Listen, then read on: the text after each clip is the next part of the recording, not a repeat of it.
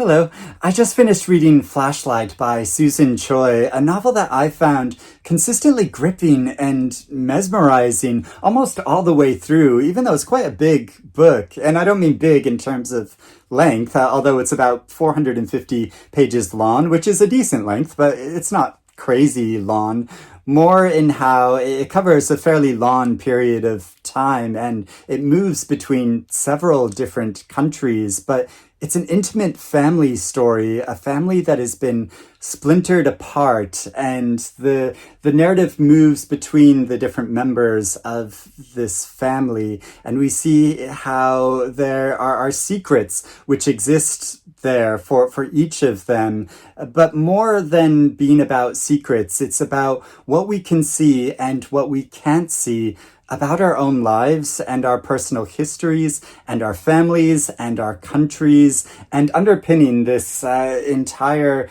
tale is a central mystery, which is so intriguing, which occurs early on in their daughter Louisa's life. So in this family, there is Louisa and her mother Anne, who is a white American, and her father Sirk, who is an ethnic Korean, but he grew up in Japan, and they are living in America when Sirk gets a professional opportunity to go to back to Japan. And one evening, Sirk and Louisa are walking by the beach, and something strange occurs, and Louisa wakes up having come out of the water. She is soaked, and her father Sirk has disappeared. And this occurs before the novel begins. It actually begins back in the United States when Louisa is going to counseling to try to make sense of all of this and her father's disappearance. And she is not having a discussion with this counselor, or not being very open and giving in her answers. She and actually everyone in this immediate family, they are all spiky and quite stubborn individuals, and I really like how, even though they are kind of difficult characters, they are so compelling and interesting, and we see how the things that they don't understand and know about their lives and their families underpin a lot of this tension that they are feeling, and the inner conflict that this creates in their lives. And so this beginning in the therapist's office with Louisa, this actually was a short story which was published in the New Yorker a number of years ago, and I'll put a link to that below if you want to read this story before reading the entire novel. But it's a story that's filled with so much tension, and it kind of works on its own, but it also works within the context of this much larger story, because we get so many of these different scenes that are illuminated about particular incidents and moments in these different characters' lives. And so we kind of piece together entirely what happens, or mostly what happens by the novel's end. And I found the ending of this novel so emotional and powerful. And I'm not going to give any spoilers at all, but I'll just say that having just finished reading it, I was so stuck in this story and with these characters, and really emotionally felt for them, and following Louisa's story as she has this kind of difficult upbringing and feels these tensions in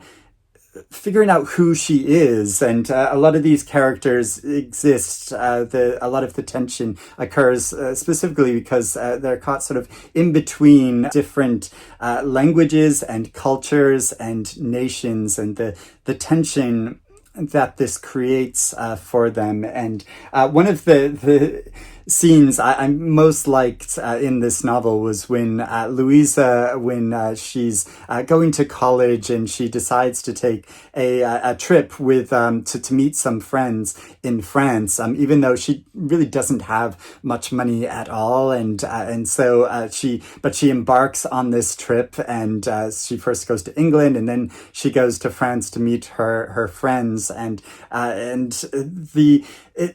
awkwardness of all of this, and then the heightened tension when she's put in a perilous place when she is almost completely broke and trying to get home. I really felt the moment to moment harrowing experience of all of this, and also the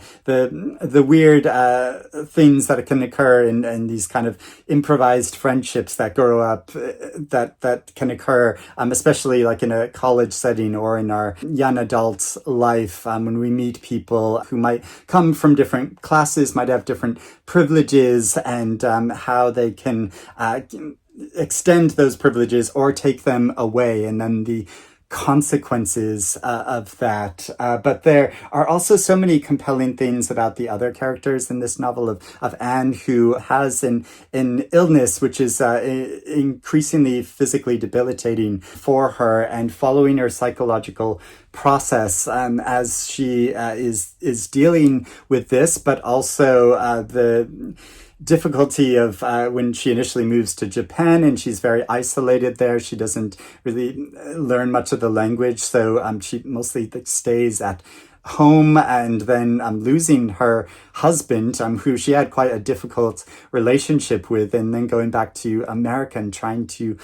live out the rest of her life. And she has an interesting history of her own, where early on in her teenage years, she gave birth to a son, Tobias, who she was forced to give up. And then Tobias re-enters into her life, and Tobias is, even though he is the most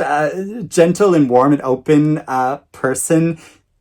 weirdly I found his character more grating than any of these other central characters, who are quite spiky and difficult in their personalities. And Tobias, I mean, I think he is a lovely person, and he's just very loving, and he's very embracing of different cultures, and he tries to be very respectful, like almost overly so. And yeah, he has quite an interesting development. But then there's also the father, Cirque, and we immediately get his early life in Japan and the conflict he felt early on,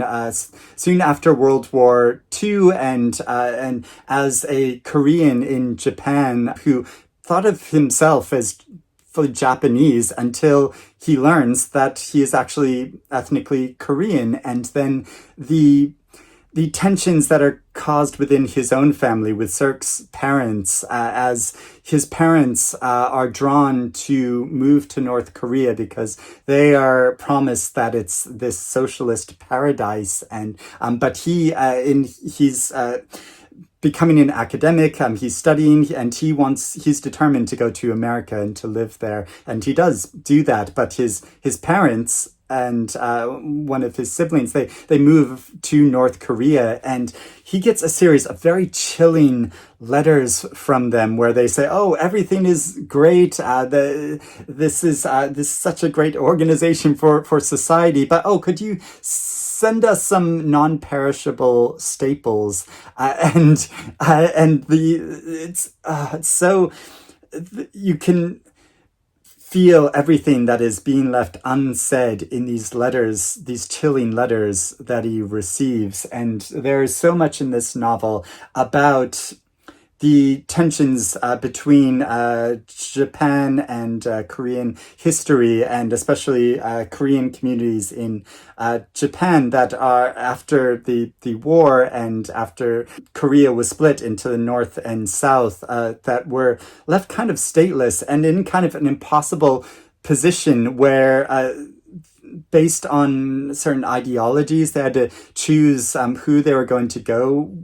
with and stay with, where they were going to live, and or they were forced to make certain decisions, forced to be somewhere that they didn't necessarily want to be, and the incredibly difficult position that some people are put in when larger world events occur, and it determines so much about the directions of our lives, and limit our choices so much that I could really feel the conflicted history of this. And there are so many fascinating things like national secrets and very nefarious things that occurred, which this novel refers to, and I want to now read so much more about them. And she includes at the end of this novel a kind of bibliography of different sources concerning life in North Korea and the history between Japan and Korea, which is very complicated. And but I now, having known very little about it, want to learn more about it because of this novel and this story. And it gives such a bracing like glimpse into what life is really like under a fully authoritarian regime, where there is so much paranoia and secrecy and things which can't be said or revealed in the open, or there will be horrible consequences. And it reminds me of like how precious it is, the freedoms that we have in our nations, and the fear of, given what's going on in the world today and politics today, both in the UK and in America, how precarious those freedoms are and how important it is to safeguard them. But going back to this story in itself, there are so many different moving moments in this story as we get little pieces of the lives of these different family members. And another one of my favorite scenes is between Anne and a really wonderful man named Walt, who is a neighbor of Anne's, and he just wants to help, and he's just an overall good guy, and he's just such a wonderful character, and he's and part of what endears me so much to him is that he's a voracious reader, and the more he reads and discovers about the world, the more he realizes that he needs to read more. And so I think it's something that any reader can relate to, of the more you read, then the more you want to read. And that's, as I've just said, this novel has inspired me to do that as well. So yeah, I loved that about him, but also the tensions between Cirque and his sister who stays behind in Japan, and how they maintain this very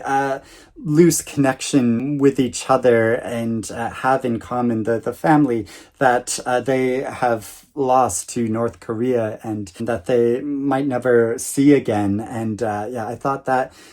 relationship was handled in a really interesting way. And there's all these meetups that Louisa has with different family members, with this aunt and with Tobias, which occur separately without having both of her parents there, and which feel kind of like secret meetings. And she's just sort of pushed into these situations. It's part of why I empathize with her so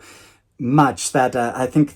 so many of us have these incidents in our childhood where we as children, we're just sort of taken along where our parents bring us, or where one of our parents bring us, and we might not understand the context or reasoning behind this meeting with certain people, but then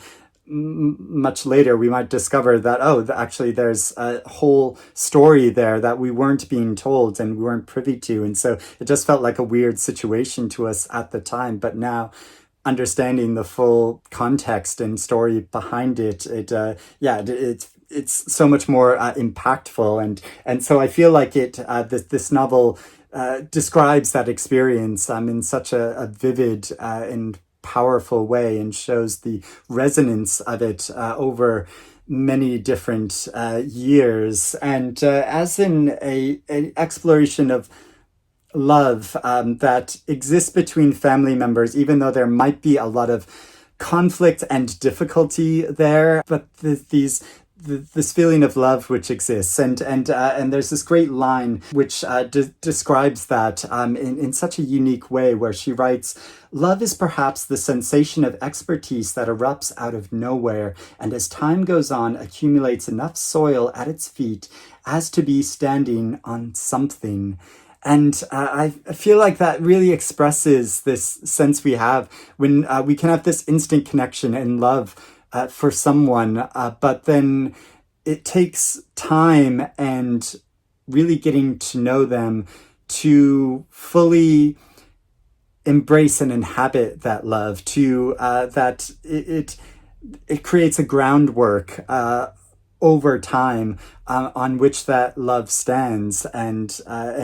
I think that was so beautifully expressed in this novel. But then there's the frustration of what we don't know or what we can't know about different family members, and so since Louisa was a child, when her father vanished, there's so much about her father that she doesn't know, that she doesn't understand. And there's another really striking line where she writes, "The sum of things she knew about her father could fit inside the sum of things she'll never know about him in infinite number of times." And how the little details that she can recall of him and her interactions with him, what she doesn't know about him far outweighs that. And living with that emptiness, with that unknowingness throughout her life, and how this impacts her personality and her choices over time, I thought that was so well conveyed over the course of the story. But more than that is this process of memory, and whether we can rely upon our memories, how there can be gaps in our memories, and whether the memories we have, whether we have revised those over a period of time. So in addition to learning more about her parents and her larger family, Louisa is on this quest to understand herself and her past, and she gets little details of this, of things which are written in journals like early on, and then her understanding of that grows and evolves over time as she learns more about her life, but as an investigation into memory and how that is reflected through this central image of a flashlight. And flashlights appear in many different scenes in this novel, in this central mysterious disappearance on the beach of Cirque, where he is carrying a flashlight at first, but then also when Louisa takes this ill-advised trip to Europe, and she meets a girl in a hostel who is kind of hippy-dippy and like spiritual, and she wants to have a seance involving a flashlight, which she kind of spins around, and how this flashlight, she thinks because of the changes in the light of it, that it indicates a spiritual presence. And Louisa is not having any of that, and she's like, well, no, that's just because of different electrical currents that are occurring in this device, and there's this pressure of everyone like looks down on her because, or it's like criticizing her because of this. And then even though she wants to be embraced by these other girls in the hostel, and to be accepted, and to find friends, she can't stop herself from speaking up and say no, this is nothing spiritual is occurring here. But and how that plays out, I think is also such a great scene, but is about what is illuminated, what we believe about that, about what that says about larger things about the world, these little pieces of information we get, and how and flashlights occur in a number of other scenes as well, and play into the story in this way, but about how the only understanding we can get, like largely we are just in the dark about so many things, but we get these little spotlights of information about things, and then what this tells us about the larger whole, or what it doesn't tell us about that. And this novel explores the complexity of this in such a fascinating way. And yeah, it's the first novel I've read by Susan Choi, and she's written a number of other award-winning books, and now this is longlisted for the Booker Prize. So I'm really excited to explore more of her work. And I've also read how this is kind of a modified version of like her own family life, obviously highly fictionalized, and but is sort of rooted in her own past and memories of going to Japan when she was younger, and having a desire, feeling like that she's going to fit in there, but then finds the actual experience of it something very different. And so, yeah, and I think a lot of us that feel this uneasiness about our place in the world and who we are, we naturally go out and try to find home and connections in other places and with other people and through different nationalities and learning different languages, but don't always find a satisfying place to settle down. And it's about the tensions of that as well. So yeah, I really admired and enjoyed this novel as a whole. But I'd love to hear if you have read Flashlight and what you think about it, or if you're interested in reading it now, or if you have any suggestions of other books by Susan Choi to read. I would love to hear about that in the comments below. But I hope you're doing well and reading good things, and I will speak to you again soon. Bye-bye.